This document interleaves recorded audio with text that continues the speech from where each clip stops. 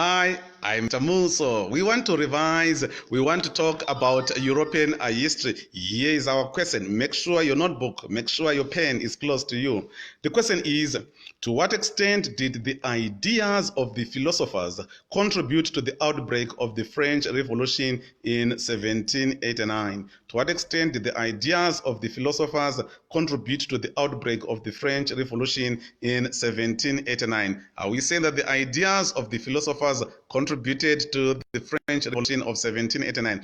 This statement is true, but to a lesser extent, because there were other factors that were also responsible for the revolution of 1789.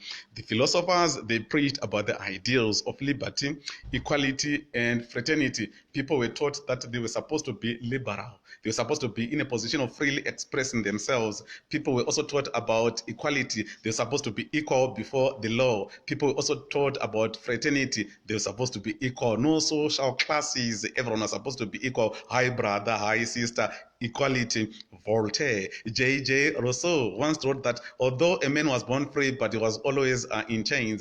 Diderot, they were so significant. Montesquieu, they were so significant, preaching about these ideals to the people, preaching about these what injustices are to the people. So it was because of their ideas, it was because of their minds, it was because of their thoughts that led people to revolt in 1789. But people did not only revolt because of the ideals of the philosophers. There were other factors that also led to the revolution of 1789. Which were these factors? You talk about the American War of Independence. France participated in this war, but she was not ready, she was not prepared for this war. After the war, a serious financial crisis was faced in France, leading to the revolution of 1789.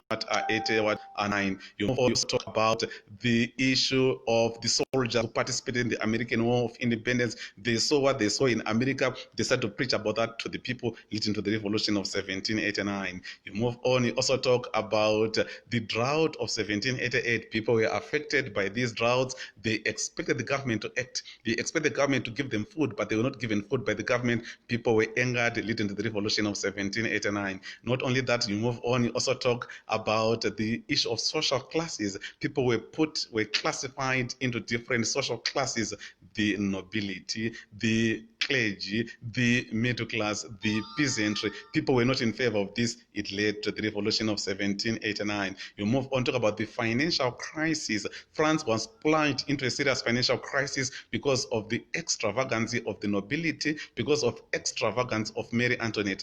That led France to face serious financial crisis, leading to the revolution of 1789.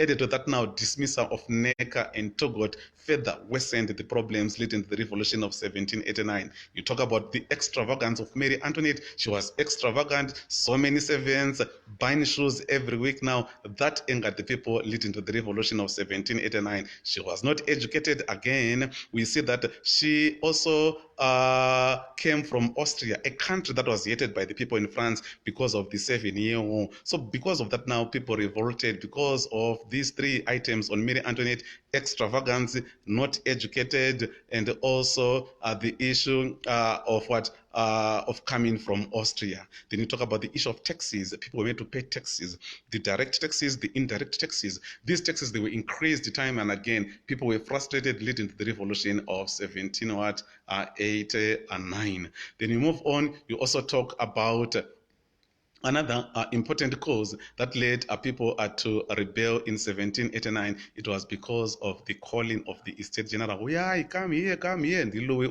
But when they came now, it did not have an agenda. The situation, according to D. Richards, it became a revolutionary. And we see the revolution starting because of the calling of the Estate General. They were supposed to be separated. They were supposed to meet in different rooms. But the third state on this day refused. And that led to the beginning of the French Revolution. So let's go back to our question. To what extent did the ideas of the philosophers contribute to the outbreak of the French Revolution in 1789? So this is true to a lesser extent, and to a great extent we talk about the other factors that led to the revolution of 1789. Thank you so much. I am Mr. Muso.